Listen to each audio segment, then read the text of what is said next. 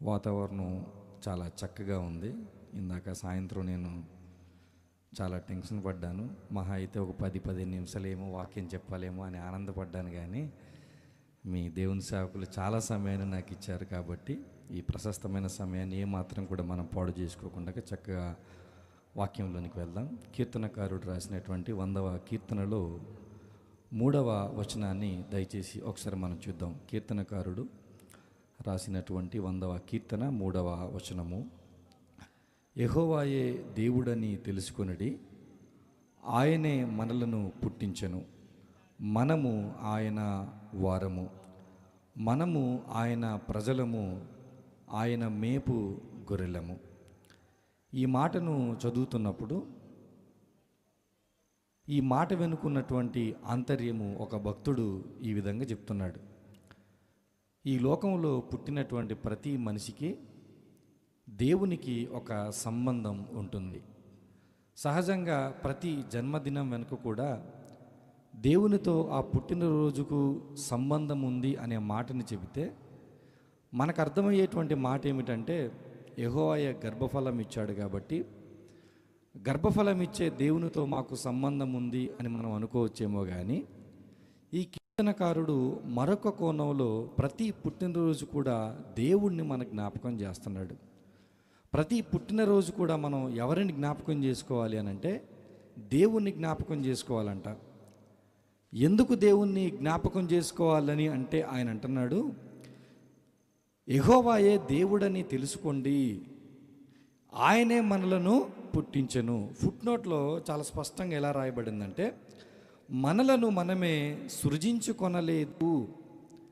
ఈ లోకంలో పుట్టినటువంటి ప్రతి ఒక్కరు కూడా ఎవరికి వారే నిర్మించుకోలేదు, ఎవరిని వారే సృష్టించుకోలేదు. మనం ఈ లోకంలో వచ్చాము అనంటే, ఈ లోకంలో నిర్మించబడ్డాము అనంటే దాని వెనక ఎవరున్నారంటే దేవుడున్నాడు.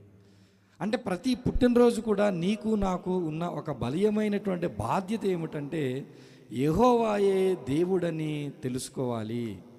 అంటే ప్రతి పుట్టినరోజు కూడా నీకొక అదృష్టం, నీకొక వరం, నీకొక ఆపర్చునిటీ. అదేమిటంటే దేవుణ్ణి తెలుసుకునేటువంటి అద్భుతమైనటువంటి అవకాశం అంట. మనం ఒకసారి మనం ఎలా జన్మించామో ఊహించుకుంటే, మన పిల్లలు ఎలా జన్మించారో ఊహించుకుంటే, ఈ ప్రపంచంలో పుట్టినటువంటి మనుషులందరూ ఎలా జన్మిస్తున్నారో ఊహించుకుంటే, దాని వెనుకున్నటువంటి చరిత్రను కానీ మనం అర్థం చేసుకోగలిగితే మనకు విషయం అర్థమవుతుంది. ఈ సృష్టి వెనక దేవుడు మాత్రమే ఉన్నాడు. కేవలం మనిషి అనుకుంటే పిల్లలు పుట్టడం లేదు. కేవలం మనుషుల యొక్క ఆలోచనలు బట్టి ఈరోజు ప్రపంచంలో ఇంతమంది జనాభా లేరు, ఇంతమంది మనుషులు ఈరోజు ఉన్నారు అని అంటే దాని వెనక ఎవరున్నారు అంటే దేవుడు ఉన్నాడు. దాని వెనక దేవుణ్ణి తెలుసుకోవాలన్నటువంటి ఒక ఆలోచన ఉంది. కాబట్టి పుట్టినరోజును మనం హ్యాపీ బర్త్డే అని చెప్పి బర్త్డే విషెస్ చెప్పుకొని సంతోషపడిపోకుండా ఈ పుట్టినరోజు వెనక యెహోవాయే దేవుడన్న సంగతిని తెలుసుకోవాలంట. చిన్నపిల్లల పైన పరిశోధనలు చేసేటువంటి సైంటిస్టులలో ఒక సైంటిస్ట్ ఈ మాట అన్నాడు, నాకు 12 మంది ఆరోగ్యవంతమైన పిల్లల్ని నాకు ఇవ్వండి. ఎంతమందిని? 12 మందిని. 12 మంది వారు ఎలా ఉండాలంటే అన్ని విధాలుగా శారీరకంగా మానసికంగా ఆరోగ్యంగా ఉన్న 12 మంది పిల్లల్ని నాకు ఇవ్వండి. వారిని నేను మంచి డాక్టర్స్గా నేను తయారు చేస్తాను, వారిని నేను మంచి పోలీస్ ఆఫీసర్స్గా నేను తయారు చేస్తాను, వారిని నేను మంచి ఇంజనీర్స్గా నేను తయారు చేస్తాను, వారిని నేను మంచి లాయర్స్గా తయారు చేస్తాను, వారిని నేను మంచి దొంగలుగా తయారు చేస్తాను, వారిని నేను మంచి తాగుబోతులుగా తయారు చేస్తాను, వారిని నేను మంచి వ్యభిచారులుగా నేను తయారు చేస్తాను. నేను తయారు చేసినటువంటి తాగుబోతులు ఎలా ఉంటారంటే ప్రపంచంలో వీడు తాగినట్టుగా ఇంకెవ్వరు కూడా తాగలేడు. నేను తయారు చేసిన దొంగలు ఎలా ఉంటారంటే వీడు దొంగతనం చేస్తే ఏ పోలీసు కూడా ప్రపంచంలో పట్టుకోలేడు. ఆయన అంటా ఉన్నాడు, ఇదిగో నేను డాక్టర్ని తయారు చేస్తాను, దొంగను కూడా తయారు చేస్తాను, ఇంజనీర్ని తయారు చేయగలను, అలాగే నేను వ్యభిచారిని కూడా నేను తయారు చేయగలను.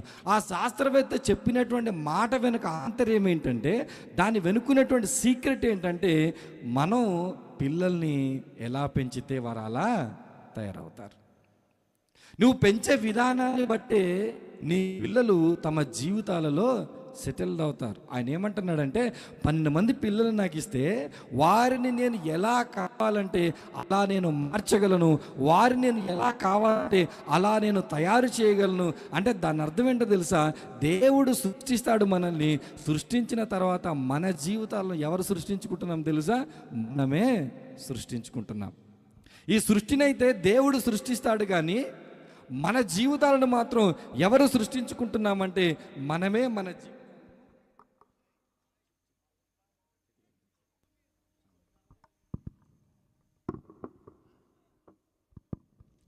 మన జీవితాలను ఎవరు సృష్టించుకుంటామంటే మనమే సృష్టించుకుంటాం. అయితే దేవుడు ఎంత మంచివాడు అనంటే జన్మ అయితే మనకిచ్చాడు, కానీ జన్మతో పాటు ఏమి ఇచ్చాడు తెలుసా? స్వాతంత్రాన్ని కూడా ఇచ్చాడు. నువ్వు ఎలా బ్రతకాలనుకుంటున్నావు? నువ్వు ఏ విధంగా నీ జీవితాన్ని చూడాలనుకుంటున్నావు? నువ్వు ఏ రకంగా ముందుకెళ్ళాలనుకుంటున్నావు? అది నీ చాయిస్. అది నీకు దేవుడు అవకాశం ఇచ్చాడు. నువ్వు మంచివాడివి కావాలన్నా, నువ్వు చెడ్డవాడివి కావాలన్నా దేవుడు బలవంతంగా నిన్ను మంచోడిని చేయడు. దేవుడు బలవంతంగా నిన్ను చెడ్డోడిని అయిపోతుంటే చూస్తూ ఊరుకోడు. అవకాశం నీకే ఇచ్చాడు. ఎందుకో తెలుసా?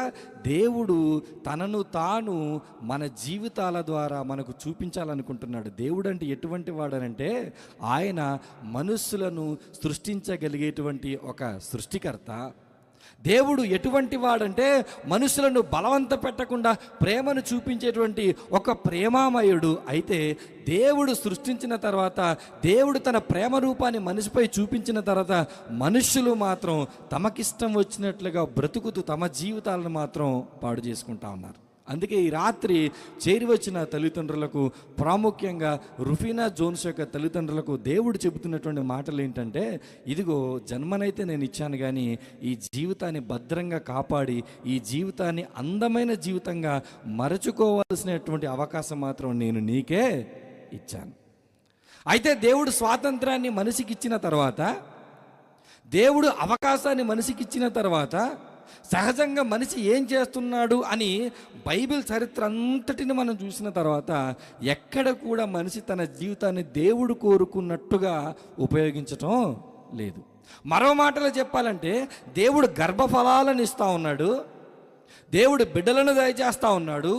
అయితే గర్భఫలాలను పొందుకున్న మనము, బిడ్డలను పొందుకున్న మనము, మన బిడ్డలు మాత్రం దేవునికి ఇష్టం వచ్చినట్లుగా పెంచటం మాత్రం బైబిల్ చరిత్రలో జరగటం లేదు, మన చరిత్రలో కూడా జరగలేదు. అయితే ఆశ్చర్యం ఏంటంటే బైబిల్ చరిత్రలో అక్కడక్కడ మచ్చుకు కొన్ని భక్తుల జీవితాలు మాత్రం చాలా అందంగా వారి కుటుంబ సభ్యులు తీర్చారు. అక్కడక్కడ దేవుడిని అర్థం చేసుకున్నారు, అక్కడక్కడ దేవుని యొక్క స్వభావ లక్షణాలను అర్థం చేసుకున్నారు, తమ పిల్లల్ని దేవుడు ఎందుకు సృష్టించాడో అర్థం చేసుకున్నారు, వారిని దేవుడు ఎందుకు సృష్టించాడో అర్థం చేసుకున్నారు. అర్థం చేసుకున్న ఆ తల్లిదండ్రులు మాత్రం తమ బిడ్డల్ని చాలా జాగ్రత్తగా పెంచారు. మీరు ఆదివారం చర్చికి వెళ్ళినా, అనేక సభలలోనికి వెళ్ళినా, మీరు మొబైల్లో వాక్యం వింటున్నా, టీవీలలో వాక్యం వింటున్నా, చేరి వచ్చిన ప్రతి తల్లిదండ్రులు కూడా జ్ఞాపకం చేసుకోవాల్సిన ఒక మాట ఏంటో తెలుసా? విన్న వాక్యంలో నా కుమారుణ్ణి, విన్న ఆ వాక్యంలో నా కుమార్తెను దైవికంగా పెంచడానికి దేవుడు నాతో ఏమైనా మాట్లాడుతున్నాడా అని మనం ఏం చేయాలి తెలుసా? వారికి పెళ్లి చేసేంతవరకు ఆలోచించాలి. పెళ్లి చేసి వారికి ఇతర కుటుంబాల్లోనికి పంపించేంత వరకు నువ్వు కలిగి ఉంటావే బాధ్యత. ఆ బాధ్యత ఎలా ఉండాలి తెలుసా? ఎక్కడ నా పిల్లలు చెడిపోతున్నారు, ఎక్కడ నా పిల్లలు పడిపోతున్నారు, ఎక్కడ నా పిల్లలు దేవునికి వ్యతిరేకంగా వెళ్ళిపోతున్నారేమో అని చెప్పి జాగ్రత్తగా ఆలోచించి దేవుడు నీతో మాట్లాడిన ప్రతి మాటను కూడా ఒడిసి పట్టుకొని నీ కుటుంబాన్ని కట్టుకోవాల్సినటువంటి బాధ్యత ఎవరిదో తెలుసా? తల్లిగా, తండ్రిగా నీ పైన దేవుడు ఉంచాడు. తల్లిదండ్రులు అయిపోతున్నారు, పెళ్ళిళ్ళు చేసుకుంటున్నారు, సంతోషాలలో అన్ని కుటుంబాలు వెళ్ళిపోతున్నాయి. ఈ సంతోషంలో కొట్టుకెళ్ళిపోతున్నటువంటి ఒక విషయం ఏంటంటే తమ పిల్లల్ని ఎలా పెంచాలో నేర్చుకోవటం లేదు. ఒకరిని చూసి ఒకరు బట్టలు వేయటం నేర్చుకున్నాం, ఒకరిని చూసి ఒకరు బంగారాలు ధరించడం నేర్చుకున్నాం, ఒకరిని చూసి మరొకరు సంపాదించడం నేర్చుకున్నాం, ఒకరిని చూసి మరొకరు అనేక విషయాలు మాట్లాడడం నేర్చుకున్నాం. కానీ ఇదిగో ఒకరిని చూసి ఒకరు పిల్లలను దైవికంగా పెంచడం వల్ల మాత్రం ఎప్పటికీ విఫలమవుతూనే ఉన్నాం. మరో మాట చెప్పాలంటే నిజంగా మన క్రైస్తవ తల్లిదండ్రులు బాధ్యత కలిగి పిల్లల్ని పెంచగలిగితే ప్రపంచానికి సువార్త ఎప్పుడో అందాల్సింది. నిజంగా ఆ బాధ్యతతో దేవుడిని అర్థం చేసుకొని, దేవుని యొక్క ఆలోచనలను అర్థం చేసుకొని, దేవుని యొక్క తలంపులు నా బిడ్డల పట్ల ఏమిటో అర్థం చేసుకొని ఆ బిడ్డల్ని పెంచగలిగినట్లయితే ఈ పాటికే ప్రపంచం దేవుని ప్రేమలో మునిగి తేలవలసింది. ఎక్కడ ఫెయిల్ అయిపోతున్నామో తెలుసా? మనం పిల్లల్ని పెంచటం విషయంలో ఫెయిల్ అవుతున్నాం. పిల్లలను పెంచే విషయంలో ప్రతి ఒక్కరు ఏదో కోణంలో మనం ఫెయిల్ అయిపోతున్నాం. కాబట్టి దేవుడు పదే మన జ్ఞాపకం చేస్తున్నాడు తెలుసా? ఎవరి గృహంలోనైనా ఒక నూతనంగా పాప లేదా ఒక బాబు పుట్టాడా, ఆ రోజు నువ్వు గుర్తుపెట్టుకోవాలి, ఈరోజు పలానా వారి ఇంట్లో పాప పుట్టాడు అంటే నేను ఎవరిని తెలుసుకోవాలి తెలుసా? దేవుణ్ణి తెలుసుకోవాలి. యెహోవాయే దేవుడని తెలుసుకోవాలి. ఎందుకంటే ఆయనే మనలను సృజించెను, ఆయనే మనలను పుట్టించెను. పాప తనంతట తానుగా నిర్మితం చెందలేదు. బాబు తనంతట తానుగా గర్భంలో నిర్మాణము చెందలేదు. ఎవరు నిర్మించారు, ఎవరు సృష్టించారంటే ఆ దేవుడు అన్న సంగతిని కానీ నీవు నేను అర్థం చేసుకుంటే, ఇదిగో ఆ పాప భూమి మీదకి వచ్చినప్పటి నుంచి నువ్వు ఎలా చేసుకుంటావో తెలుసా? జాగ్రత్తగా. ఏమి జాగ్రత్తగా? శారీరక విషయాల్లో నేను జాగ్రత్త. ఏం జాగ్రత్త? ఆధ్యాత్మిక విషయాల్లో మనం చాలా జాగ్రత్తగా ఉండాలి.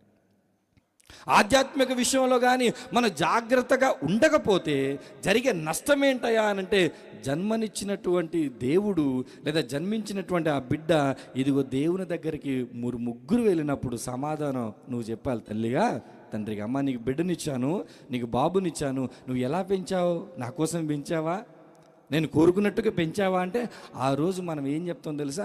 సమాధానం మనకు ఉండదు. కాబట్టి కొన్ని సంగతులను ఈరోజు బైబిల్లో పిల్లల్ని పెంపకం విషయంలో చాలా ప్రాముఖ్యమైన సంగతులు, మరో మాటలు చెప్పాలంటే చాలా చిన్న విషయాలు చెప్తాను నేను. బైబిల్లో గొప్ప మర్మాలు నేను చెప్పను, కానీ చాలా చిన్న విషయాలు, ఆ చిన్న విషయాలు ఎలాంటి ప్రమాదంలోనికి మనల్ని తీసుకెళ్ళిపోతున్నాయో వాటిని నేను మీకు చూపించే ప్రయత్నం చేస్తాను. అయితే దేవుడు పిల్లల్ని మనకి ఇచ్చిన తర్వాత దేవుడు మన దగ్గర నుంచి ఒకటి ఆశిస్తూ ఉన్నాడు. ఏం ఆశిస్తున్నాడు తెలుసా? మన పిల్లలకు మనం కొన్ని పెట్టుబడులు పెట్టాలి. ఈ మాట బాగా మైండ్లో పెట్టుకోండి. మన పిల్లల మీద మనం ఏం చేయాలి తెలుసా? పెట్టుబడి పెట్టాలి, ఇన్వెస్ట్మెంట్ చేయాలి. పెట్టుబడి అంటే మీరు ఏమనుకుంటారు? ఇలా డబ్బు సంపాదించుకొని ఈ డబ్బు ద్వారా మరొక రూపాయి సంపాదించడానికి అది వ్యాపారంలో పెట్టడంలోనో మరొక రంగంలో పెట్టడం అదనుకుంటారు మీరు. అది కాదు. అసలైన పెట్టుబడులు కొన్ని ఉన్నాయి బైబిల్లో. మనం అది ఎవరి మీద పెట్టాలి తెలుసా? ప్రాముఖ్యంగా మన పిల్లల మీద మనము పెట్టాలి. ఆ పెట్టుబడులు పెడితేనే దేవుడు కోరుకున్నట్టుగా మన పిల్లలు ఉంటారు. ఆ పెట్టుబడి పెడితేనే దేవుడు కోరుకున్నట్టుగా పిల్లల్ని పెంచగలం. అయితే ఆ పెట్టుబడి విషయంలో సమాజం ఎలా ఉందో, బైబిల్ ఎలా ఉందో, మనం ఎలా ఉందో ఈరోజు మనం చూసే ప్రయత్నం చేద్దాం. మొట్టమొదటిగా మన పిల్లలపైన మనం పెట్టాల్సిన పెట్టుబడి ఏంటో తెలుసా? సమయం. ఏం పెట్టుబడి పెట్టాలమ్మా? సమయం. టైంని మనం పెట్టుబడి పెట్టాలి. టైం అనగానే, సమయం అనగానే మనం ఎలాంటి ఆలోచనలు మనకి వెళ్ళిపోతాయంటే, ఎలాంటి తలంపులు మనకి వెళ్తాయి అనంటే, ఇది అంత విలువైనదేనా ఏంటి? నా పిల్లలతో నేను సమయాన్ని గడపాలా? ఇప్పుడు మిమ్మల్ని తీసుకెళ్ళి చిన్నపిల్లలతో ఆడుకోండి అన్నాను అనుకోండి, మీరు ఏమనుకుంటారు? ఎంతసేపు ఆడగలుగుతారు? ఒక 5 నిమిషాలు ఆడతారు, ఓ 10 నిమిషాలు ఆడతారు. తర్వాత చిన్నపిల్లలు చేష్టాలు ఏంట్రా బాబు నాకు అని చెప్పేసి పిల్లల్ని అక్కడ వదిలేసి సీరియస్ పనులు ఏమనంటే వాటి దగ్గరికి వెళ్ళిపోవాలనుకుంటావు. చిన్నపిల్లల పైన నీ సమయాన్ని పెట్టుబడి పెట్టే విషయంలో నీకేముందో తెలుసా? చిన్న చూపు ఉంది. చిన్నపిల్లలతో టైం ఎందుకు గడపాలి? నేను వాళ్ళతో గడిపితే నాకేమొస్తుంది? అయితే నేను ఏం చేస్తానంటే చాలా బిజీగా ఉండి నాకు ఫ్రీ టైం దొరికినప్పుడు ఆ ఫ్రీ టైం ఎంతో కొంత నేను ఎవరికి ఇస్తాను? నా పిల్లలకు నేను ఇస్తాను. నాకు సమయం దొరికినప్పుడు నా పిల్లలకు నేను ఇస్తాను. అంతేగాని పనిగట్టుకొని నా పిల్లలతో నేను సమయాన్ని గడపాలి అని అనుకునే వాళ్ళు ఎంతమంది ఉన్నారు? మీ టైం టేబుల్లో తల్లిదండ్రులుగా పని కట్టుకొని ఈరోజు ఈ టైంలో నేను నా పిల్లలతో మాత్రమే ఉంటాను, మిగతా ఏ పనులు కూడా నేను పెట్టుకోనని సీరియస్గా పిల్లలతో సమయాన్ని గడిపే తల్లిదండ్రులు ఎవరైనా ఉన్నారా అంటే ఈ జనరేషన్లో అసలు లేకుండా పోయాం. కానీ దేవుడు ఎలాంటి విషయాలు రాయించాడో తెలుసా బైబిల్లో? ఖచ్చితంగా తల్లిదండ్రులు తమ పిల్లలతో సమయాన్ని వెచ్చించాలి. ఇంకా మీకు అర్థమవడానికి చెప్తున్నాను, మీరు బాగా డబ్బున్న వాళ్ళు కాబట్టి చెప్తున్నాను, పెట్టుబడి అనే మాట మీకు బాగా ఎక్కుతుంది కాబట్టి చెప్తున్నాను. ఖచ్చితంగా మీ విలువైన సమయాన్ని మీరు పెట్టుబడిగా ఎవరి మీద పెట్టాలి తెలుసా? పిల్లల మీద పెట్టాలి. ఒకసారి చూడండి, నిర్గమకాండంలోనికి వెళ్తే 2వ అధ్యాయము, నిర్గమకాండము 2వ అధ్యాయము. ఇశ్రాయేలీయుల ప్రజలను అద్భుత రీతిగా ఐగుప్తు దేశం నుంచి ఇజ్రాయేలు దేశానికి నడిపించడానికి పుట్టబోచున్నటువంటి ఒక యోధుడు, ఒక సైనికుడు ఎవరు తెలుసా? మోషే గారు. ఆయన పుట్టిన తర్వాత అనేక కష్టాలు, అనేక ఇబ్బందులు, అనేక శ్రమలు వస్తూ ఉన్నాయి. అలాంటి శ్రమల సమయంలో దేవుని కాపుదల ఏ రూపంలో మారిందో ఒకసారి మనం చూద్దాం. చరిత్ర అంతా మీకు తెలుసు కాబట్టి డైరెక్ట్గా నేను వచనంలోనికి వెళ్ళిపోతున్నాను. 2వ అధ్యాయము 7వ వచనము. అప్పుడు వాని అక్క ఫరో కుమార్తెతో, నీ కొరకు ఈ పిల్లవాని పెంచుటకు నేను వెళ్ళి హెబ్రీ స్త్రీలలో ఒక దాదిని పిలుచుకొని వత్తునా అనెను. అందుకు ఫరో కుమార్తె వెళ్ళుమని చెప్పగా ఆ చిన్నది వెళ్ళి ఆ బిడ్డ తల్లిని పిలుచుకొని వచ్చెను. ఇప్పుడు మోసే గారు తల్లిదండ్రుల దగ్గర నుంచి దూరం అయిపోయారు. ఇప్పుడు దేవుని కాపుదల ఎలా ఉందంటే మరలా ఆ మోసే గారిని ఎవరి దగ్గరికి చేర్చాడు తెలుసా? తల్లి దగ్గరికి చేర్చాడు. మరలా ఆ మోసేని ఎవరి దగ్గరికి చేర్చాడు తెలుసా? తండ్రి దగ్గరికి చేర్చాడు. ఇప్పుడు తల్లి తండ్రులుగా ఇదిగో ఇక లేడు, ఇక రాడు, ఇక ఉండబోడు అనుకున్న మోసే మరలా గృహంలోనికి వస్తే ఎలా ఉంటుంది తెలుసా? తల్లిదండ్రులకు 2వ జన్మలా ఉంటుంది. ఇది మొదటి జన్మ కాదు. మొదటి జన్మ ఇదిగో ఆ నైలు నదిలో బావితో చనిపోవునేమో, బహుశా ఎవరైనా చూస్తే చంపేయాల్సిందేమో, మా మోసే మాకు ఇక దొరకడేమో అనుకునే తల్లిదండ్రులు బాధతో బోర్న ఏడుస్తూ ఉంటే అక్క వెళ్ళి, అమ్మా తమ్ముడు వచ్చేసాడు, నాన్న ఇదిగో తమ్ముడు వచ్చేసాడంటే ఇప్పుడు మీరు చెప్పండి, మోసే గారి తల్లిదండ్రులకు పిల్లల కంటే గొప్పది ఏమైనా ఉంటుందా? వారు వెచ్చించే సమయాలలో దేనికి ఉపయోగించినా వాటన్నిటిలో వారికి ప్రాముఖ్యమైన సమయం ఏంటో తెలుసా? పిల్లలు. ఎందుకంటే ఇక్కడ ఒక మాట రాయబడింది. ఫరో కుమార్తె మాట్లాడుతుంది ఏమని 9వ వచనంలో, ఈ బిడ్డను తీసుకొని పోయి నా కొరకు వానికి పాలిచ్చి పెంచుము, నేను నీకు జీతమిచ్చేదనని చెప్పగా ఆ స్త్రీ ఆ బిడ్డను తీసుకొని పోయి పాలిచ్చి పెంచెను. ఆ బిడ్డ పెద్దవాడైన తర్వాత ఆమె ఫరో కుమార్తె యొద్దకు అతని తీసుకొని వచ్చెను, అతడు ఆమెకు కుమారుడైన. ఇప్పుడు తల్లికి తెలుసు, ఇదిగో నేను కొంతకాలం మాత్రమే మోసేను నా దగ్గర ఉంచాలి. ఈ కొంతకాలం అయిపోయిన తర్వాత ఎప్పుడైతే పాలు విడిచి పెద్దవాడవుతాడో ఇప్పుడు మోసే నా దగ్గర కాదు, ఫరో కుమార్తె యొక్క కుమారుడు అనిపించుకుంటాడు. ఇప్పుడు మోసే మా ఇంట్లో కాదు, ఫరో రాజగృహంలో ఉంటాడు. ఇప్పుడు నాతో ఉండే సమయం చాలా తక్కువ సమయం. మోసే గారి యొక్క తల్లి యొక్క మనసు ఏంటో తల్లులారా మీకు తెలుసా? మీరు అర్థం చేసుకోగలుగుతున్నారా? ఒక కుమారుడిని తర్వాత నేను శాశ్వత కాలం దూరం అయిపోతాను అనుకున్నప్పుడు ఆ కుమారుతో తను గడిపే సమయం ఎలా ఉంటుంది? క్వాలిటీ టైం ఉంటుంది, విలువైన సమయం, గడిపిన ప్రతి మధురమైన సమయంగా భావించేటువంటి సమయం ఎవరు గడుపుతున్నారు తెలుసా? మోసే గారి యొక్క తల్లిగారి జీవితంలో మనం చూస్తూ ఉన్నాం. ఈ రాత్రి చేరి వచ్చిన మీకు రుఫీనా జోన్స్ యొక్క తల్లిదండ్రులకు నేను చెబుతున్న మాట ఏంటో తెలుసా? ప్రాముఖ్యంగా ఆడపిల్లల తల్లిదండ్రులు చెప్తున్న మాట ఏంటో తెలుసా? ఆడపిల్లలు ఎన్ని రోజులు ఉంటారు మన చేతిలో? మహా అయితే ఒక 20-25 సంవత్సరాలు, గట్టి మాట 20-25 సంవత్సరాలు అద్భుతమైన సమయం. ఈ సమయం ఎంతకాలం నా పిల్లలు నాతో ఉంటారో వాళ్ళతో నేను విలువైన సమయాన్ని గడపాలని అనుకోవాలి. లేదు అని అంటే మీరు వృద్ధాప్యంలోనికి వెళ్ళిపోయిన తర్వాత మీకు కావాలనిపిస్తుంది, మీ కొడుకు కావాలనిపిస్తుంది, కూతురు కావాలనిపిస్తుంది, కానీ వాళ్ళు మీ దగ్గర ఉంటారా? ఉంటే బాగా బతకగలుగుతారా? అవకాశం లేదు కాబట్టి వాళ్ళు దూరంగానే ఉండాలి. మరి మీరు గడపాల్సిన సమయం ఎప్పుడో తెలుసా? వాళ్ళు పెద్దవాళ్ళ సొంత నిర్ణయాలు తీసుకొని బయటికి వెళ్ళిపోయేంత వరకు గడిపే సమయం చాలా విలువైన సమయం. కాబట్టి అప్పుడు మీరు ఎలా గడపాలి తెలుసా? ఈ సమయం ఇకపోతే మరలా నాకు రాదని మోసే తల్లి గారు ఎలా అనుకున్నారో, ఈ రాత్రి ఇక్కడ ఉన్న తల్లిదండ్రులు గారు, ఈ బిడ్డ యొక్క తల్లిదండ్రులు కూడా అలా అనుకుని విలువైన సమయాన్ని గడపాలి. అలా గడపకపోతే ఏం జరుగుతుంది? యేసుక్రీస్తు ప్రభుల వారి గురించి మనం చూద్దాం ఒకసారి. లూకా గారు రాసినటువంటి సువార్త 2వ అధ్యాయము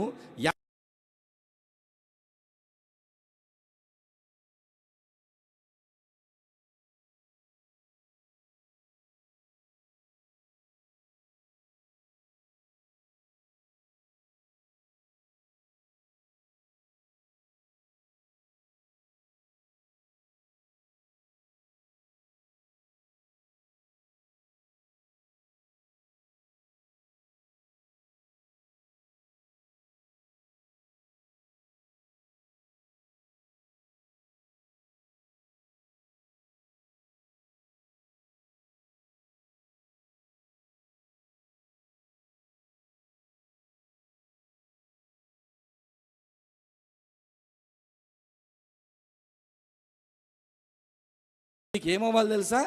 లోబడాలి. 12 సంవత్సరాల వయసు వచ్చేసరికి ఈరోజు ఎవరైనా మీ మాట వింటున్నారా? వాళ్ళు ప్రైమరీ స్కూల్కి వెళ్తేనే వినట్లేదు. వాళ్ళు ఇంకా 12 సంవత్సరాల దాకేముంది? ఇప్పుడు తల్లిదండ్రులుగా నీకు ఇచ్చినటువంటి ఒక బాధ్యత ఏంటో తెలుసా? నీ సమయాన్ని వారితో విలువైన సమయాన్ని గడపాలి. ఆ గడపటం ఎందుకనంటే వారిని నీవు లోబరుచుకోవాలి. ఒక మాట చెప్పాలంటే వారు నీ మాట తప్ప ఇంకెవడి మాట కూడా వినకూడదు. మొట్టమొదటి మా అమ్మ నాన్న ఇది చెప్పారు, ఇది నో అంటే నో, ఇది ఎస్ అంటే ఎస్. మనం ఎలా పెంచుతున్నాం? వాళ్ళని వదిలేసి వాళ్ళకి ఇష్టం వచ్చినట్లుగా సొంత నిర్ణయాలతో వాళ్ళ బ్రతుకులు వాళ్ళు బ్రతుకుతున్నట్టుగా వదిలేసి రేపొద్దున ఏదైనా సమస్య వచ్చిన తర్వాత బోరుమని ఏడిస్తే లాభం లేదు. ఎప్పుడు పెంచాలో తెలుసా? నువ్వు చిన్నప్పటి నుంచే నీ కంట్రోల్లో నువ్వు పెంచగలగాలి. నువ్వు సమయం ఇవ్వకుండా వాళ్ళు నీ కంట్రోల్లోనికి ఎలా వస్తారు? నువ్వేమో నీ టైం ఇవ్వవు, నీ బిజీలో నువ్వు ఉంటున్నావు. మనం పిల్లలకు సమయాన్ని ఎప్పుడు ఇవ్వమని తెలుసా? 3 కారణాలు చెప్తాను, జాగ్రత్త వినండి. మనం పిల్లలకు సమయాన్ని ఎప్పుడు ఇవ్వమంటే 3 కారణాలు. మొదటి కారణం, మన సంపాదనలో బాగా బిజీగా ఉన్నాం అనుకోండి, మన పిల్లలకి సమయం ఇవ్వగలమా? ఇవ్వలేం. రెండవ కారణం, మన సంపాదనలో బాగా బిజీగా ఉన్నాం అనుకోండి, మన పిల్లలకి మన సమయం ఇవ్వగలమా? మూడవ కారణం, మన సంపాదనలో బాగా బిజీగా ఉన్నాం అనుకోండి, మన పిల్లలకి సమయం ఇవ్వగలమా? అంటే 3 కారణాలు కూడా ఒకటే కారణం. ఏంటో తెలుసా? మనం సంపాదనలో బిజీ అవుతూ ఆ బిజీలో మనం ఏది మర్చిపోతున్నామంటే పిల్లలకు సమయాన్ని ఇవ్వాలన్న సంగతిని మర్చిపోతున్నాం. మరో మాటలు చెప్పాలంటే, నీ సంపాదనలో పడిపోయి నీ సంపాదన ఉచ్చులో నువ్వు తిరుగుతూ జీవితం అనే కాలచక్రంలో గిరగిర తిరుగుతూ అసలు ఇవ్వాల్సిన సమయం ఎవరికి ఇవ్వకుండా పోతున్నావంటే నీ పిల్లలకి ఇవ్వకుండా పోతా ఉన్నావు. అందుకే దేవుడు ఏం రాయించాడు? మోషే గారి తల్లిగారినైనా, యేసుక్రీస్తు ప్రభుల వారు తల్లిగారి మరియనైనా ఇప్పుడు జాగ్రత్త మీరు చూడండి, వారు వారి జీవితాలలో పిల్లలకు సమయాన్ని ఇచ్చారు, వెచ్చించారు. ఎందుకు అని అంటే తెలుసా? వారిని డిసిప్లిన్ చేయాల్సినటువంటి బాధ్యత మొట్టమొదటిది ఎవరిదేనంటే తల్లిదండ్రులు. అందుకో మాట అంటారు, మొదటి పాఠశాల ఏది? ఇల్లే. నువ్వు పంపించే బోర్డు స్కూల్ కాదు, కాన్వెంట్ స్కూల్ కాదు, ఎల్కేజీ స్కూల్ కాదు, యూకేజీ స్కూల్ కాదు. ఫస్ట్ స్కూల్ ఏంటో తెలుసా? ఇల్లే. హెడ్ మాస్టర్ ఒకవేళ నాన్న అయితే, క్లాస్ టీచర్ ఒకవేళ తల్లి అయితే, వీళ్ళిద్దరు ఏం చేయాలి తెలుసా? పిల్లల్ని డిసిప్లిన్గా ఇంట్లోనే ప్రారంభించాలి. వీరు ఇంట్లో మీకే లోబడకపోతే మాస్టర్లకు లోబడతారా? టీచర్స్కే లోబడకపోతే సండే స్కూల్ టీచర్స్కి లోబడతారా? సండే స్కూల్ టీచర్స్కే లోబడకపోతే సేవకులకు లోబడతారా? అంటే సమస్య ఎక్కడొచ్చిందంటే నీ ఇంటి దగ్గర వస్తుంది. సమస్య ఎక్కడ వస్తుందంటే నీ గృహంలో వస్తుంది. నువ్వు నీ పిల్లల్ని నీ కంట్రోల్లో పెట్టుకొని వారిని పెంచడానికి సమయాన్ని వెచ్చించడంలో ఎక్కడైతే నువ్వు ఫెయిల్ అవుతావో గుర్తుపెట్టుకోండి తల్లి, గుర్తుపెట్టుకోండి తండ్రి, నువ్వు జీవితంలో ప్రతి దశలో కూడా ఫెయిల్ అవుతూ చివరికి బాధపడుతూనే ఉంటావు. ఈరోజు సమాజం ఎలాంటి సమాజం అంటే దేవునికి ఎంత వ్యతిరేకంగా వెళ్ళిపోతుందంటే, ఇప్పుడు ప్రపంచంలో ఉంటున్నటువంటి సంస్కృతి అంతా కూడా భారతదేశంలో నెమ్మదిగా వచ్చింది. ఇప్పుడు భారతదేశంలో ఒక ట్రెండ్ నడుస్తుంది. ఏంటో తెలుసా ఆ ట్రెండ్? చదువుకున్న వాళ్ళ తర్వాత మీరు దీని గురించి రీసెర్చ్ చేయండి. DINK అనే మాట నేను చెప్తాను చూడు. ఇంగ్లీష్లో డ్యూయల్ ఇన్కమ్ నో కిడ్స్. ఇద్దరు పెళ్లి చేసుకుంటారంట, వివాహం అయితే చేసుకుంటారు, ఇద్దరు కూడా సంపాదిస్తారు, కానీ వీరికి ఎవరొద్దు తెలుసా? పిల్లలు వద్దు.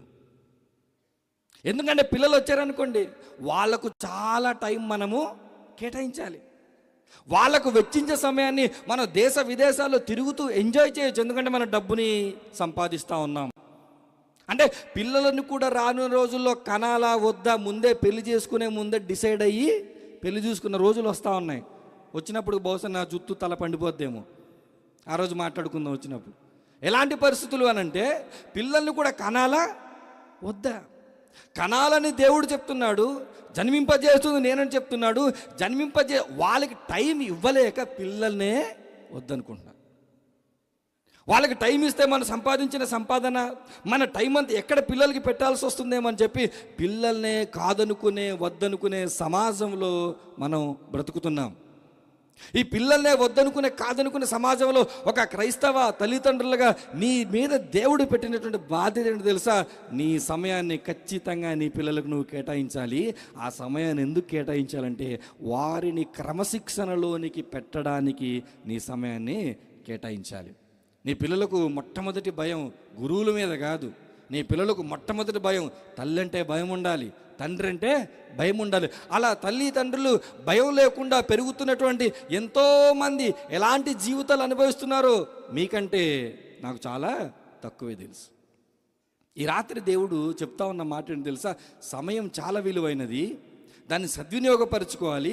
ఎలా సద్వినియోగపరుచుకోవాలంటే అది పిల్లలను పెంచే విషయంలో వారి పెంపకం కొరకు నీ సమయాన్ని ఉపయోగించుకునేలా పెంచాలి. తిమోతికి రాసినటువంటి మొదటి పత్రిక 5వ అధ్యాయము 14వ వచనంలో ఉన్న మాటను ఒకసారి మనం చూద్దాం. తిమోతికి రాసినటువంటి మొదటి పత్రిక 5వ అధ్యాయము 14వ వచనము. కాబట్టి యవన స్త్రీలు వివాహము చేసుకుని పిల్లలను కని గృహ పరిపాలన జరిగించాలి. వివాహము చేసుకున్న తర్వాత స్త్రీల యొక్క బాధ్యత ఏంటో తెలుసా? ఈరోజు రుఫీనా జోన్స్ గారి యొక్క తల్లిగారు గుర్తుపెట్టుకోవాల్సిన మాట, నీ పైన అమ్మ ఏముందో తెలుసా? గృహాన్ని పరిపాలన చేసే బాధ్యత దేవుడు నీ పైన పెట్టాడు. ఒక తల్లిగా నీ బిడ్డను ఎలా చూడాలి తెలుసా? ఒక పరిపాలన చేసే ఒక పరిపాలకుడు ఎంత బాధ్యతాయుతంగా, ఎంత అధికారంగా ఎలా ఉంటాడో నీ బిడ్డలపైన అంత బాధ్యత నీకు ఉండాలి, నీ బిడ్డలపైన అంత అధికారం నీకు ఉండాలి. ఈరోజు తల్లిదండ్రుల పిల్లలపైన అధికారం ఉందా అంటే లేదు. ఈరోజు తల్లిదండ్రుల మాట పిల్లలు వింటున్నారంటే లేదు. ఎందుకు వినరు అంటే చిన్నప్పుడు వారు వినేటట్టు మీరు చేయలేదు. వారు వినేటట్టు మీరు పెంచుంటే వారు ఖచ్చితంగా మీ మాట వింటారు. వారు వినేటట్టు మీరు పెంచకుండా ఒకానొక దశలోనికి వచ్చిన తర్వాత వాళ్ళు ఆ మాట వినట్లేదంటే ఎందుకు వింటారు? నువ్వేమైనా పెంచావా? ఏమైనా టైం ఇచ్చావా? మహా అయితే ఉదయం టిఫిన్ పెడతావేమో, మధ్యాహ్నం అన్నం పెడతావేమో, ఈవినింగ్ స్నాక్స్ ఇస్తావేమో, రాత్రి భోజనం పెడతావేమో, అంతేగాని వారికంటూ ప్రత్యేకించి అరే ఈ సమయం నీదిరా, నీతోనే గడుపుతా, నీతో నేను ఆడుకుంటా, నీతోనే నడుస్తా, నీతోనే నేను ఉంటా, ఇది నేను నీ కేటాయిస్తున్న సమయం అని నీ పిల్లలకు నేను నీకు ఇదిగో నా సమయాన్ని ఇస్తున్నానన్న విలువను గుర్తింపజేస్తే వాళ్ళకి చిన్ననాటి నుంచే మా తల్లి నా పైన శ్రద్ధ పెడతా ఉంది, మా తండ్రి నా పైన ఫోకస్డ్గా ఉన్నాడు, నా పైన శ్రద్ధ పెడుతున్నాడు అనే సంగతి అర్థమై మా తల్లిదండ్రులు నేను హట్ చేయకూడదు, వాళ్ళు ఏం చెప్పినా నేను వినాలనే స్వభావం వారికి గృహాన్ని పరిపాలన చేయాలి. గృహ పరిపాలన ఈరోజు జరగటం లేదు కాబట్టి గృహాలలో అనేక సమస్యలు ఉన్నాయి. ఉదాహరణ ఒక మాట చెప్తాను. ఇప్పుడు మనం 5 సంవత్సరాలకు ఒకసారి ఒక నాయకుడిని ఎన్నుకుంటాం. ఒక నాయకుడిని ఎన్నుకున్న తర్వాత మిమ్మల్ని పరిపాలన చేయాలి, నేను పరిపాలన చేయాలంటే నాకు ప్రపంచ జ్ఞానం కావాలి అని చెప్పి ఆ నాయకుడు మనల్ని వదిలేసి ప్రపంచమంతా తిరుగుతున్నాడు అనుకోండి, మనం ఏం చేస్తాం? అయ్యా నిన్ను ఎన్నుకున్నది ఎందుకు? నువ్వు నన్ను పరిపాలన చేస్తావని. నన్ను పరిపాలన చేయమంటే నువ్వు ప్రపంచ దేశాల్లో తిరుగుతున్నావేంటయ్యా అని అంటామా లేదా? ఇప్పుడు విషయం ఏంటంటే తల్లిదండ్రులుగా మనం మన పిల్లల్ని మన పరిపాలనలో పెంచుకోవాలి. మన దగ్గర సమయాన్ని పెట్టి వారితో మనకు సమయాన్ని గడిపి వారిని మన కంట్రోల్లో తెచ్చుకుంటేనే వారు లోబడతారు. వారు మన కంట్రోల్లో లోబడకపోతే చివరికి యూత్ మీటింగ్లో కూడా లవ్ స్పాట్లుగా మారిపోతాయి. అర్థమైంది మీకు? వారిని మీరు కంట్రోల్లో పెట్టలేదు అనుకోండి, నా బోటోడు మా బోటోళ్ళు అందరూ యూత్ మీట్లు పెడితే అక్కడికి వచ్చి లవ్లు చేసుకుంటారు, అక్కడికి వచ్చి సైట్లు కొట్టుకుంటారు, అక్కడికి వచ్చి నెంబర్లు చేంజ్ చేసుకుంటారు. ఏం చేస్తాం? యవనస్తులు మీటింగ్లు పెట్టి ఏం చేయలేం, మీటింగే చేస్తాం అంతే. వాళ్ళు డేటింగ్ చేస్తారు ఆ మీటింగ్లోకి వచ్చి. కాబట్టి మీరేం చేయాలి తెలుసా? చిన్ననాటి నుండే మీరు మీ పిల్లల్ని మీ కంట్రోల్లో పెట్టాలి. సహోదరులు రాకేష్ గారు, సహోదరి సునీత గారు వినాల్సినటువంటి మొదటి మాట ఏంటో తెలుసా? మీ సమయం చాలా విలువైంది, నాకు తెలుసు. ఆ విలువైన సమయాన్ని మీరు నాకు పెట్టమంటే పెట్టలేరు, లేదా వేరొకరి పిల్లలకు పెట్టమంటే పెట్టలేరు. మీ పిల్లలకు మీరు పెట్టండి. ఎందుకు పెట్టాలి అని అంటే ప్రభువుని తల్లిదండ్రులు లోపరుచుకొని మాట వినేటట్టుగా వారు ఎలా పెంచారో అలా మీ పిల్లల్ని మీరు పెంచాలంటే గృహ పరిపాలన చేస్తూ మీ సమయాన్ని ఏం చేయాలి తెలుసా? వారిని లోపరుచుకోవడానికి, వారిని డిసిప్లిన్ చేయడానికి, క్రమశిక్షణలో పెట్టడానికి మీ సమయాన్ని ఉపయోగించండి. ఇప్పుడు మీరు ఉపయోగించలేదా? ఒక సేవకుడికి చెప్తున్నాను, తర్వాత కష్టాలను మనం కొని తెచ్చుకుంటాం. కష్టాలు కొని తెచ్చుకోకూడదు కాబట్టి ఆశీర్వచనకరమైన మాట నేను చెప్తా ఉన్నాను. మీ సమయం చాలా విలువైనది తండ్రి, మీ సమయం చాలా విలువైన తల్లి. ఆ విలువైన సమయాన్ని మీ పిల్లలకు మీరు పెట్టండి. మీ మాట వినేటట్లుగా వారిని తీర్చిదిద్దండి. ఇది మొదటి పెట్టుబడి. పెడతారమ్మా మీ పిల్లలపైన పెట్టుబడి? రెండో పెట్టుబడి చెప్తాను, జాగ్రత్త వినండి. రెండో పెట్టుబడి ఏమని చెప్తుందంటే బైబిల్, రెండో పెట్టుబడి సంపద. ఏం పెట్టాలి తెలుసా మన పిల్లలపైన? సంపదను పెట్టుబడిగా పెట్టాలి. మరలా సంపద అంటే డబ్బు అనుకోకండి. మరలా సంపద అంటే డబ్బు అనుకోకండి. ఎటువంటి సంపదను మన పిల్లలపైన పెట్టాలి అని అంటే బైబిల్లో ఒక భక్తుని యొక్క జీవితపు కోణాల్లోనికి వెళ్ళి మనం ఆలోచిద్దాం. రాజుల మొదటి గ్రంథము 11వ అధ్యాయము, రాజుల మొదటి గ్రంథము 11వ అధ్యాయము 9వ వచనంలో ఒక భక్తుని గురించి రాయబడిన మాట మనం చూద్దాం. రాజుల మొదటి గ్రంథము 11వ అధ్యాయము 9వ వచనము. ఇశ్రాయేలీయుల దేవుడైన యెహోవా అతనికి 2 మార్లు ప్రత్యక్షమై నీవు ఇతరుల దేవతలను వెంబడింపవలదని అతనికి ఆజ్ఞాపించినను సొలొమోను హృదయము ఆయన యొద్ద నుండి తొలగిపోయెను. యెహోవా తనకిచ్చిన ఆజ్ఞను అతడు గైకొనకపోగా యెహోవా అతని మీద కోపగించి సెలవిచ్చినదేమనగా, నేను నీతో చేసిన నా నిబంధనను కట్టడలను నీవు ఆచరింపకపోవుట నేను కనుగొనుచున్నాను గనుక ఈ రాజ్యము నీకుండకుండా నిశ్చయముగా తీసివేసి నీ దాసునికి ఇచ్చేదను. ఇప్పుడు సొలొమోను ఎవరు? మహా జ్ఞాని. ఎవరి కుమారుడు? దావీదు కుమారుడు. దావీదుకు దేవునికి మధ్య ఎటువంటి సంబంధం ఉంది? అద్భుతమైన సంబంధం ఉంది. కానీ పండిత పుత్ర పరమసుంట అన్నట్టు ఈ సొలొమోను గారు ఒకానొక దశలోనికి వచ్చేసరికి ఏమైపోయారు? అజ్ఞానంలోనికి వెళ్ళిపోయాడు. తను తీసుకున్న కొన్ని నిర్ణయాలు తన జీవితాన్ని, తన రాజ్యాన్ని, దైవ చిత్తాన్ని, తండ్రి ఉద్దేశాలను పాడు చేసేదిగా మారింది. అలా మారినప్పుడు దేవుడు ఎన్నిసార్లు ప్రత్యక్షమేడంట? 2 సార్లు. ఒకసారి కాదు, 2 సార్లు ప్రత్యక్షమై దేవుడు స్వయాన సొలొమోనుని భయపెడుతున్నాడు.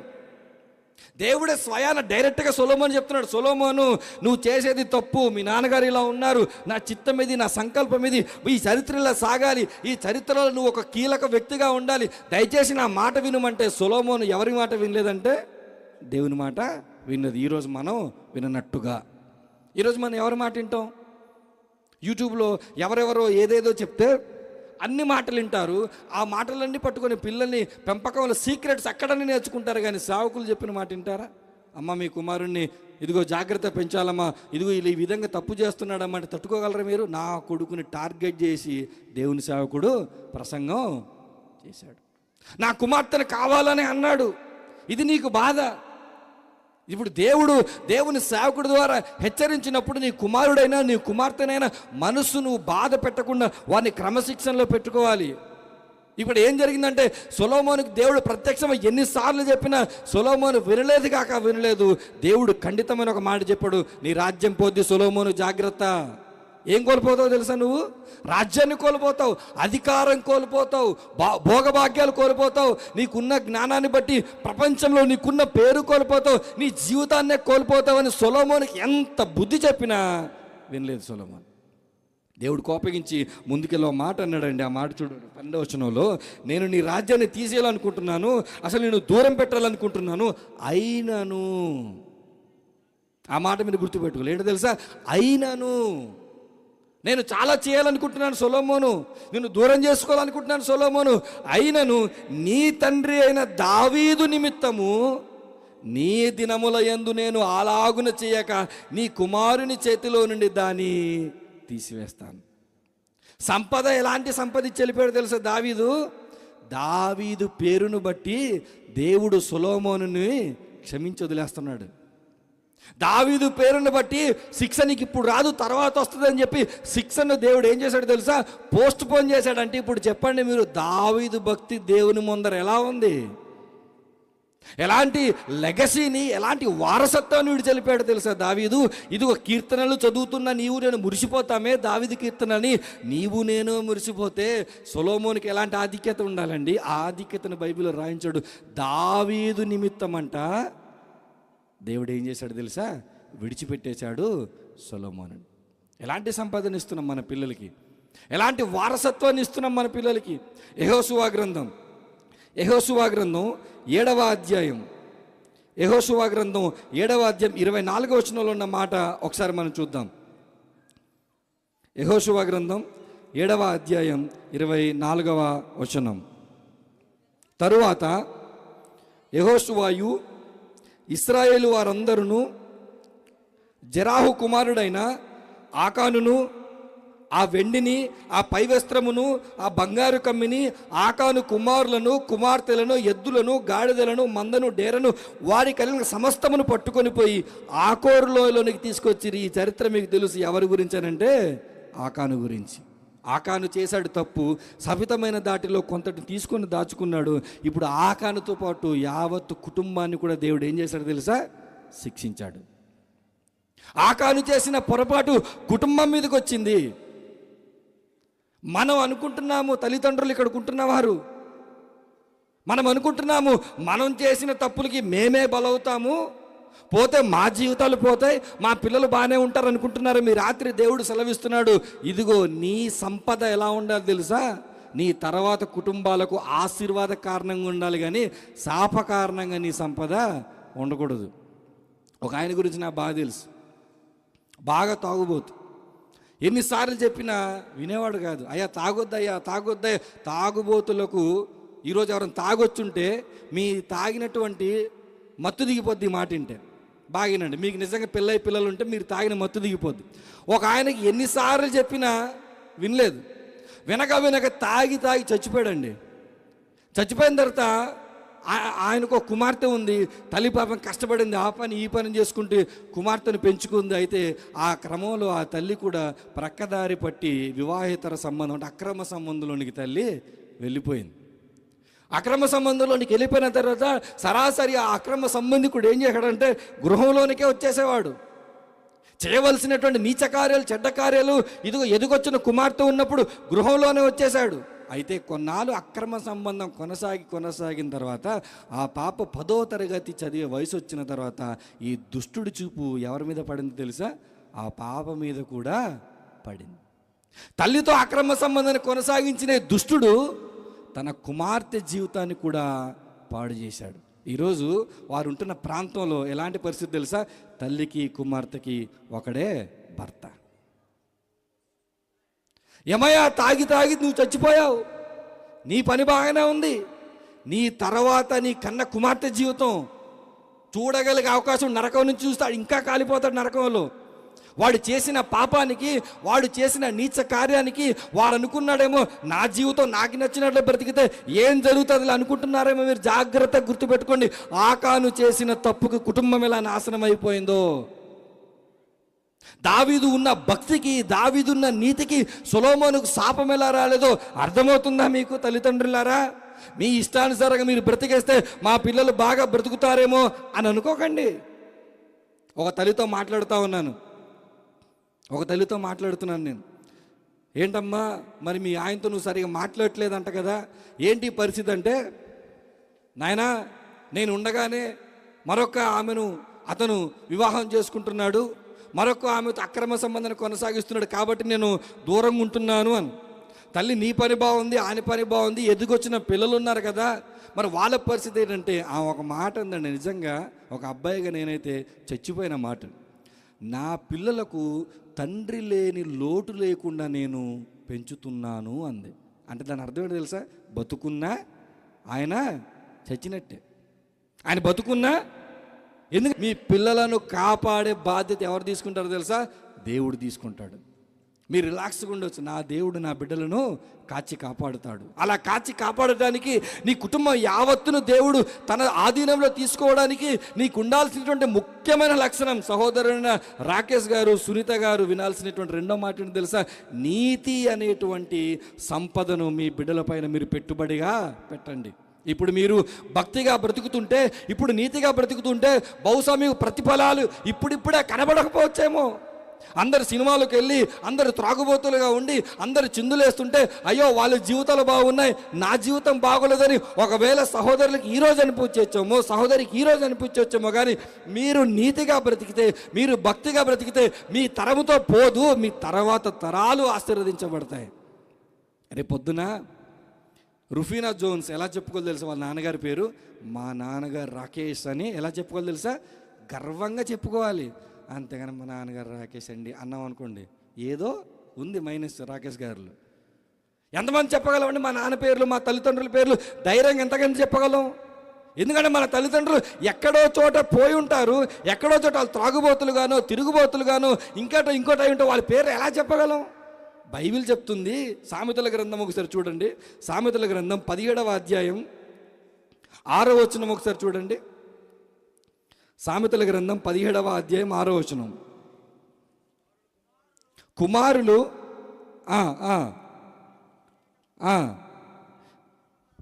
ఏమనుందండి? తండ్రులే కుమారులకు ఏంటంటే, ఇదే సామెతల గ్రంథం 20వ అధ్యాయం 7వ వచనం ఉన్న మాట చూస్తే, యథార్థవర్తనుడగు నీతిమంతుని పిల్లలు వాని తదనంతరం ఏమవుతారంట? ధన్యులవుతారంట. మీరు యథార్థంగా బ్రతుకుతున్నారా? మీరు ప్రార్థన పరులుగా ఉన్నారా? మీరు వాక్యం చదివేవారుగా ఉన్నారా? దేవుని నిత్యం నిలబడేవారుగా ఉన్నారా? లోకాన్ని కాదనుకొని క్రైస్తవ విశ్వాస విలువలతో మీరు బ్రతుకుతున్నారా? గుర్తుపెట్టుకున్నమ్మా, మీ తర్వాత మీ తదనంతరం మీ పిల్లలు ధన్యులగుతారు. ఆ రోజు తెలుస్తుంది మీకు. ఇందాక నేను చెప్పిన ఒక తాగుబోతు తన కుమార్తెను చూసినప్పుడు, బతికినంత కాలం నేను చేసిన దుష్ట పనికి ఎవరు పడితేనే వారు నీ ద్వారా వచ్చే ఫలితాలను, ఆశీర్వాదాలను వారు చూడగలుగుతారు. 3వ పెట్టుబడి చెప్పి నేను ముగింపులోని తీసుకెళ్తాను, జాగ్రత్త వినండి. 3వ తీసుకొచ్చే ప్రయత్నం చేశారు. ఆ సందర్భం మీకు బాగా తెలుసు. మార్కు గారు రాసిన సువార్త 10వ అధ్యాయము 13వ వచనంలో చూద్దాం ఒకసారి. మార్కు గారు రాసిన సువార్త 10వ అధ్యాయం 13వ వచనం. తమ చిన్న బిడ్డలను ముట్టవలనని కొందరు ఆయన వద్దకు వారిని తీసుకుని వచ్చిరి. అయితే శిష్యులు వారిని తీసుకొచ్చిన వారిని గద్దించిరి. కొంతమంది తల్లిదండ్రులు ఉన్నారంట, మీరు ఏం చేశారు తెలుసా? యేసయ్య అక్కడ కూర్చొని వాక్యం చెప్తూ, యేసయ్య అక్కడ కూర్చొని అద్భుతాలు చేస్తున్నప్పుడు, యేసయ్య దగ్గర మా బిడ్డల్ని తీసుకొని వెళ్ళాలి. ఎవరి దగ్గర తీసుకొని వెళ్ళాలి? యేసయ్య దగ్గరికి మా బిడ్డలను తీసుకునే ప్రయత్నం చేస్తే శిష్యులు ఆటంకపరిచే ప్రయత్నం చేశారంట. 3వ పెట్టుబడి ఏంటో తెలుసా? సహవాసము అనేటువంటి పెట్టుబడి మన పిల్లల మీద మనం పెట్టాలి. ఎవరి సహవాసం తెలుసా? దేవునితో మన బిడ్డలు సహవాసము చేయగలగాలి. కొరింథీయులకు రాసినటువంటి మొదటి పత్రిక 15:33లో రాయబడిన మాట ఏంటో తెలుసా? దుష్ట సాంగత్యము మంచి నడవడిని ఏం చేస్తుందంటే చెరిపివేస్తుంది. ఈరోజు ఇక్కడ కూర్చున్న, ఈరోజు బర్త్డే జరుపుకుంటున్న తల్లిదండ్రులు గుర్తుపెట్టుకోవాల్సినటువంటి బలమైన మాట ఏంటి తెలుసా? నీ బిడ్డలను దేవునితో సహవాసము చేయించేటువంటి బాధ్యత నీపైన దేవుడు పెట్టాడు. ఒకవేళ నీవు కానీ విస్మరించి కాదనుకొని లెక్క చేయకుండా ఈ మాటలు నీ ఇష్టానుసారంగా నీ బిడ్డల్ని పెంచావా, దుష్ట సాంగత్యంలోనికి వాళ్ళు వెళ్ళిపోతారు. సహవాసంలోనికి నువ్వు నడిపించాలి, సంఘంలోనికి నువ్వు నడిపించాలి. చూడండి, మన పిల్లలు సినిమాలకు వెళ్ళినా మనకి నొప్పి ఉండదు. మన పిల్లలు సినిమాలకు వెళ్ళినా నొప్పి ఉండదు. ఎక్కడైనా యూత్ మీటింగ్కి వెళ్తే, అరే పని పాట లేదారా కాలేజీకి నువ్వు వెళ్లకుండా యూత్ మీటింగ్ నువ్వు వెళ్తున్నావా? వాడు చెడు తిరుగులు తిరిగితే నీకు నొప్పి ఉండదు. వాడు అక్కడక్కడ యవనస్తులందరితో కలిసి పాడైతే నీకు నొప్పి ఉండదు. వాడు ఒక అరగంట చర్చిలోంచి లేటుగా వచ్చాడు అనుకోండి, ఏరా నువ్వు చర్చికి వెళ్ళామంటే త్వరగా రావా? గుర్తుపెట్టుకోండి, నీ బిడ్డలను దేవునితో సహవాసం చేయించేటువంటి బాధ్యత తల్లిదండ్రుల నీ మీదే ఉంది. మరో మాటలో చెప్పాలంటే, వారికి నువ్వు నేర్పించాల్సింది ప్రార్థన, వారికి నువ్వు నేర్పించాల్సింది దేవుని స్తుతించుట, వారికి నువ్వు నేర్పించాల్సింది వాక్య ధ్యానము, వారికి నువ్వు నేర్పించాల్సింది సంఘంలో పరిచర్య. ఇవి కానీ నువ్వు నేర్పించలేదా, దుష్టులతో సాంగత్యంలోనికి వెళ్ళిపోతారు. ఎవరైనా ఇక్కడ కూర్చున్న వారిలో తల్లిదండ్రులు మీ గుండె మీద మీరు చేసుకొని, నా కుమారుడిని తీసుకెళ్ళి సంఘంలో ఏదైనా చెత్త పని ఉంటే చేయించండి అని అంటారా? ఎప్పుడైనా క్రిస్మస్ జరిగినప్పుడు ఆ చెత్త ఏరుకునేటువంటి పని నా కొడుకు ఇవ్వండి నేర్పించండి అని అంటారా? పొరపాటున గ్లాస్ తీరా అని పాస్టర్ గారు అన్నారు అనుకోండి, నా కొడుకే కనబడ్డాడు ఈ పాస్టర్ గారికి. నా కొడుకు గ్లాస్ తీస్తాడా? నా కూతురే కనబడింది ఈయనకి, ఇంకెవరు లేరు అక్కడ, అంతమంది ఉండగా. దేవునితో సహవాసంలోనికి తీసుకుని వెళ్ళాల్సిన బాధ్యత తల్లిదండ్రులుగా దేవుడు మీ పైన పెట్టాడు. నీ బిడ్డల్ని సహవాసంలో పెట్టుబడిగా పెట్టండి. వాళ్ళు ప్రార్థించే బిడ్డలుగా ఉండాలి, వాక్యం చదివే బిడ్డలుగా ఉండాలి, వారు పరిచర్యకు సహకరించే బిడ్డలుగా ఉండాలి, దేవుని స్తుతించే బిడ్డలుగా ఉండాలి. అలా మార్చకపోతే తల్లి తండ్రి నీ పెట్టుబడి వ్యర్థమైనట్టే. సహవాసంలో వాళ్ళు బలపరచబడాలి. మరలా చెప్తున్నాను, అనేక సంగతులు మీ మధ్యకి తీసుకొచ్చాను. ఒక్క మాటలో ఒక మాట చెప్తాను, లోకపు పరిస్థితులు ఏమాత్రం బాగో లేవు. లోకాన్ని జయించగలిగే కెపాసిటీ నీకు నాకు ఏమాత్రం లేదు. నీ పిల్లలు బయటికి వెళ్ళిన తర్వాత వాళ్ళు మంచిగా వచ్చే పరిస్థితులు లేవు. ఇలాంటి సందర్భంలో తల్లిదండ్రులు ఎవరమైనా సరే మనం ఆధారపడవలసింది ఎవరిపైన తెలుసా? దేవుని పైన. నాయనా, ఈ తరంలో నాకు బిడ్డనిచ్చావు, ముఖ్యంగా చెప్తున్నాను, ఈ బిడ్డను నాకు ఆడబిడ్డనిచ్చావు. ఆడబిడ్డను కాపాడుకునే పరిస్థితి నాకు లేదయ్యా. ఆడబిడ్డను కాపాడుకునే నాలెడ్జ్ నాకు లేదయ్యా. సేవకుల కుమారులు, సేవకుల కుమార్తెలే సేవకుడికి తలనొప్పులు తీసుకొస్తున్నారు. విశ్వాసుల బిడ్డల పరిస్థితి ఏంటి? బలీయమైన సేవ చేసే సేవకుల బిడ్డల్లోనే ప్రతి విధమైన సాతాను శోధనలు వస్తున్నప్పుడు విశ్వాసుల పరిస్థితి ఏంటి? అందుకే ఈరోజు చెప్తా ఉన్నాను, సంతోషం 100% ఉంటే బాధ్యత 110% ఉండాలి. ఈరోజు తల్లిదండ్రులకి నీ బిడ్డలను చూసి ఆనందం 100% ఉంటే 110% నీకేముండాలి తెలుసా? బాధ్యత ఉండాలి. కాబట్టి ఆ బాధ్యతలు గుర్తుపెట్టుకో. 3 రకాల పెట్టుబడులు మీరు పెట్టండి. ఇప్పటి నుంచి సమయాన్ని మీ బిడ్డలకు పెట్టుబడిగా పెట్టండి. సంపద, నీతి అనే సంపద మీ బిడ్డలకి పెట్టుబడిగా పెట్టండి. సహవాసం అనే దాన్ని పెట్టుబడిగా పెట్టండి. ఒక మాట చెప్పి నేను ముగింపులో తీసుకెళ్ళిపోతాను, జాగ్రత్త వినండి.